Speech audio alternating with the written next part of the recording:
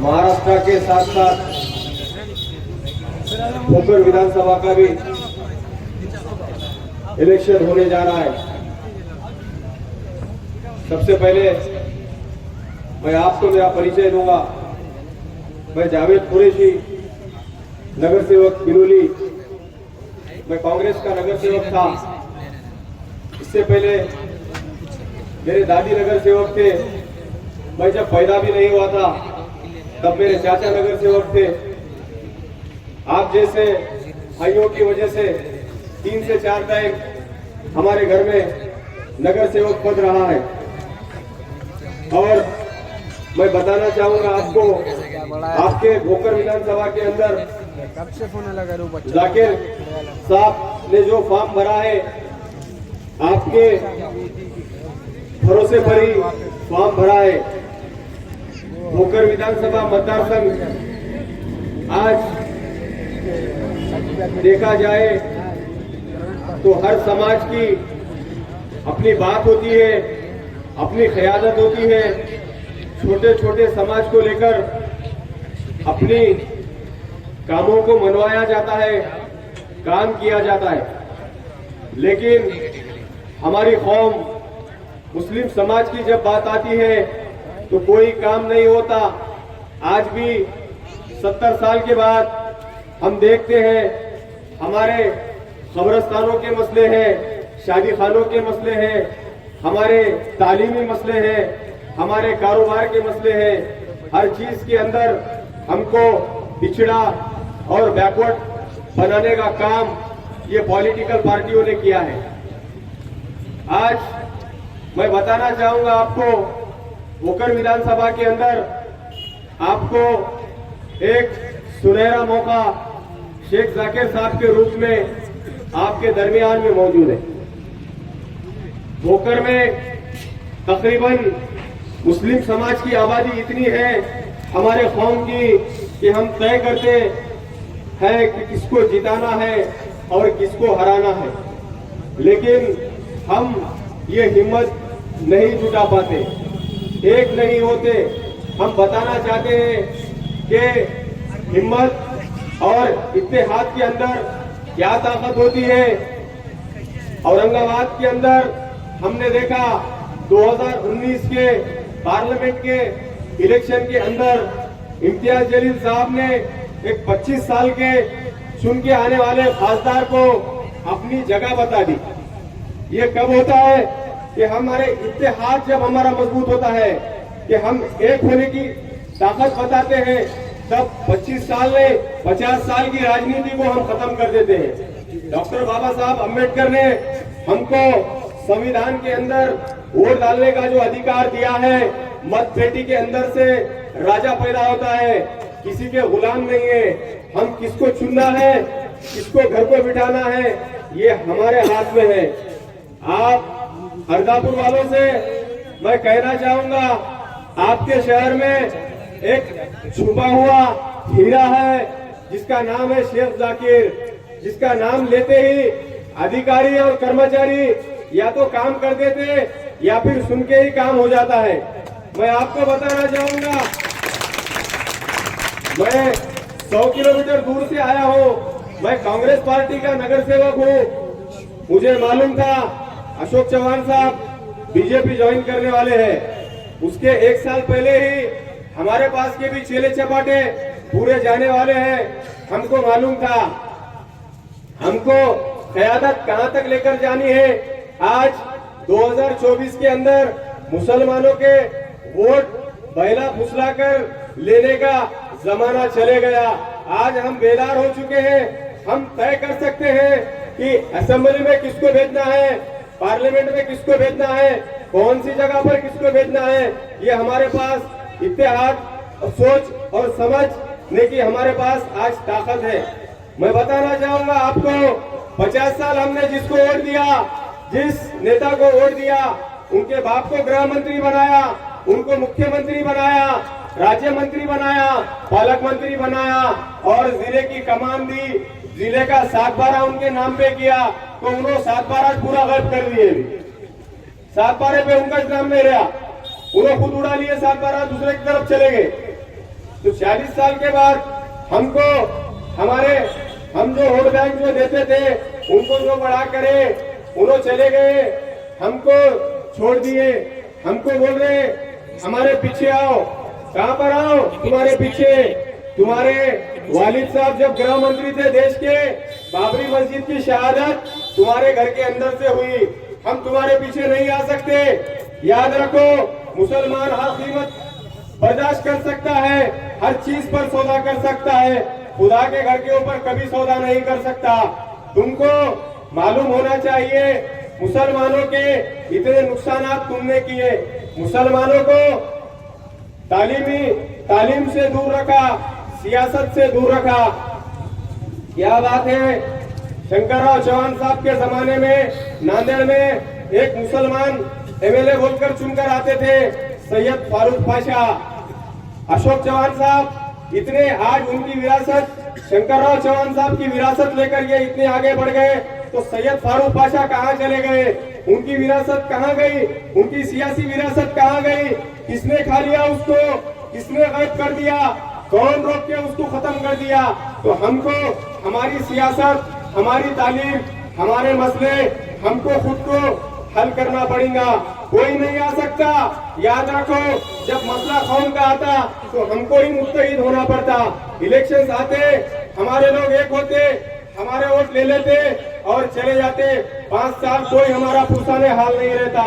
हर तालुके का, पूरे जिले का, पूरे महाराष्ट्र का यही हाल है। आज मैं आपको बताना चाहूंगा, नांदेड़ जिले के अंदर जो शेख जाकिर साहब है, उन्होंने जो काम किए आज तक पत्रकारिता के जरिए, माहिती अधिकार के जरिए 40 से 50 गुने दाखिल महाराष्ट्र के अंदर दाखिल किए। भ्रष्टाचार करने वाले अधिकारियों को जेल के अंदर डाला। उनको बताया उनकी जगह पे शासन का, सरकार का, जनता का पैसा खाने वाले का क्या असर होता है, ये उन्होंने बताया।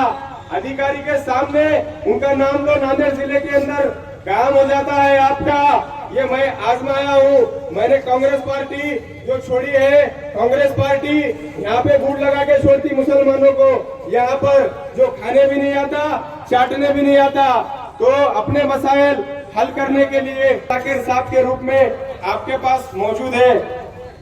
मैं बताना चाहूंगा, 40 साल से आपके कब्रिस्तान की बाउंड्री का मसला था, अर्दापुर के शेख जाकिर साहब ने वो मसला हल कराया। 40 साल कितना बड़ा अरसा होता है। हम दुनिया में जिंदा रहते हैं, तब वोट दे करके इनको मिनिस्टर बनाया। उन्होंने हमारा इंतकाल फरमाने के बाद उसकी बाउंड्री के अंदर क्या क्या वजनवर घुसते थे, क्या हालात थे उसके, वो तक इंतजाम नहीं करे उन्होंने। मैं उनको बताना चाहूंगा, तो किस बिना पर आप वोट मांग रहे हैं मुसलमानों से? बरकतपुरे के अंदर राशन की दुकान कहीं और थी, वो राशन की दुकान को लाने का काम हमारे माँ और बहने, हमारे भाई जो जाकर राशन की दुकान के भटकते थे, वो बरकतपुरे के अंदर राशन की दुकान आई। ये कब हुआ? बरकतपुरे के मुसलमानों ने इत्तेहाद की ताकत बताई, तब शेख जाकिर साहब ने ये काम को अंजाम दिया। आपकी नगर पंचायत के अंदर उर्दू के नाम के लिए उन्होंने कितनी जिद्दोजहद की मैं जानता हूँ। अर्दापुर के आपके जितने काम हुए मेरे आंखों के सामने है। हफ्ते में एक बार मेरी नांदेड़ में उनसे मुलाकात होती है, हर मशवरे पे चर्चा होता है। उन्हें बताते हैं ये काम है, ये करना है, ये कर रहा हूँ। तो उर्दू नाम के लिए नगर पंचायत को लिए इतनी तादाद में हमारी आबादी है। अर्दापुर शहर के अंदर उर्दू के अंदर नाम के लिए उन्होंने जिद्दोजहद की, मगर किसी भी चीज को नगर पालिका, नगर पंचायत, विधानसभा, लोकसभा के अंदर ठहराव या फिर विषय पास कराने के लिए मेजोरिटी लगती है। आप अर्दापुर वालों ने जिन कांग्रेसी नगर सेवकों को चुनकर दिए, उन्होंने इनका साथ नहीं दिया, वरना नगर पंचायत के अंदर आज उर्दू के अंदर नाम होता। ये काम को आप जिन्होंने चुनकर दिया, वो उन्होंने उनका साथ नहीं दिया। इस वजह से वो नाम का काम अभी रुका हुआ है। और मैं हिंदू भाइयों को बताना चाहूंगा, अर्दापुर के वैकुंठ रथ जो आदमी का जब इंतकाल होता है, आखिरी सवारी जिसे कहते हैं, उसको ले जाने के लिए एक भव्य दिव्य गाड़ी का इंतजाम करने का काम शेख जाकिर साहब ने किया है। और मैं बताना चाहूंगा आपको, अर्दापुरी नहीं, बिलोली के अंदर ऐतिहासिक जामा मस्जिद है, जो मस्जिद शाहजहां के जमाने से है, 400 साल पुरानी मस्जिद है। उस मस्जिद के अंदर 27 एकड़ जमीन है। 27 एकड़ जमीन रहने के बावजूद भी बिलोली के कुछ भूखंड माफियाओं ने अपना उसके भूखंड से श्रीखंड खाने का काम किया और लोगों से किराया वसूल करने का काम किया।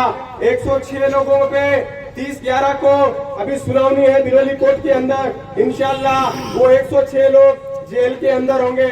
मैं आपको बताना चाहूंगा, ये सबसे बड़ा काम है, ये कौम का काम है, ये गरीबों को हक दिलाने का काम है। ये काम कोई नहीं कर सकता। आप पूरे नांदेड़ जिले का जायजा लीजिए, शेख जाकिर साहब के जैसा आप मेरे को नेता बता दीजिए, लीडर बता दीजिए, कार्यकर्ता बता दीजिए, मैं आप जो कहेंगे वो सुनने के लिए तैयार हूँ। अर्दापुर के कब्रस्तान ईदगाह के सामने 2 शमशान भूमि लाने का काम यही कांग्रेस के तुम्हारे नगर सेवकों ने कर रहे थे, उसको रोकने का काम भी शेख जाकिर साहब ने ही किया है। एक कब्रस्तान रहने के बावजूद कब्रस्तान के बाजू में शमशान भूमि लाना, इसका मतलब 2 समाज को लड़ाने के बराबर का काम ये कांग्रेस के नगर सेवकों ने यहाँ पे किया था। उसको रोकने का काम भी आपके हरदिल अजीज नेता शेख जाकिर साहब ने किया। और मैं बताना चाहूंगा कांग्रेस पार्टी को, कांग्रेस पार्टी को मैं बताना चाहूंगा, कांग्रेस पार्टी की असलियत बाबरी मस्जिद की जो शहादत हुई, तुम जो अर्दापुर का तुम्हारा जो नेतृत्व था आपका, उनके घर के अंदर से बाबरी मस्जिद की शहादत होने वाली है। शंकर राव चौहान जब गृह मंत्री थे, उन्होंने चाहते तो पुलिस को रोक सकते थे 1 सेकंड में। गृह मंत्री का पावर क्या रहता है, उन्होंने नहीं रोका। मुसलमानों के दिलों पर बुलडोजर चलाने का काम उन्होंने किया है। ये क्यों होता है? हमारी क़ियादत मजबूत नहीं होने की वजह से होता है। कोल्हापुर की मस्जिद में परसों अतिक्रमण के नाम पर मुसलमानों पर जो जुल्म हुआ, ये क्यों हो रहा है? कांग्रेस के खासदार वहाँ पर मौजूद है। जहाँ पर कांग्रेस रहती है, अब तक मुसलमानों पर जुल्म हुआ। अब बीजेपी इख्तियार में आई, बीजेपी आने के बाद 3 तलाक का मसला हो, बीजेपी जुल्म करती है, कांग्रेस पार्लियामेंट में कुछ नहीं बोलती। मुसलमानों का मसला हो, आज 2024 के लोकसभा के इलेक्शन में हमने कांग्रेस पार्टी को 70 साल से वोट दिया, लेकिन कांग्रेस पार्टी की जब से स्थापना हुई 60 साल के बाद महाराष्ट्र के मुसलमान ने शिवसेना को लोकसभा में 100% वोट दिया, मस्जिदों में ऐलान कर वोट दिया। हमने भी मेहनत की। उसके बाद वक्फ बोर्ड का बिल आता है, शिवसेना के पूरे खासदार लोकसभा से वॉकआउट कर लेते हैं। उद्धव ठाकरे साहब, इसका क्या मतलब निकालना हम तुमको वोट देना और तुम्हारे हमारे कौम के मसलों के टाइम पे तुम वॉकआउट कर लेते। यही कांग्रेस के आपने एमएलए को चुनकर दिया था आपने और हमने भी। उन्होंने क्या किया? बीजेपी के एमएलए को क्रॉस वोटिंग करके आपके वोट का हक बीजेपी को दिया। आज मैं देख रहा हूँ अर्दापुर शहर के अंदर, कल से मैं जायजा ले रहा हूँ, मुझे पता चल रहा है कुछ कांग्रेस के जो नगर सेवक थे वो आज बीजेपी का काम कर रहे हैं। अरे मैं आपको आज बिलोली के हालात बताता हूँ।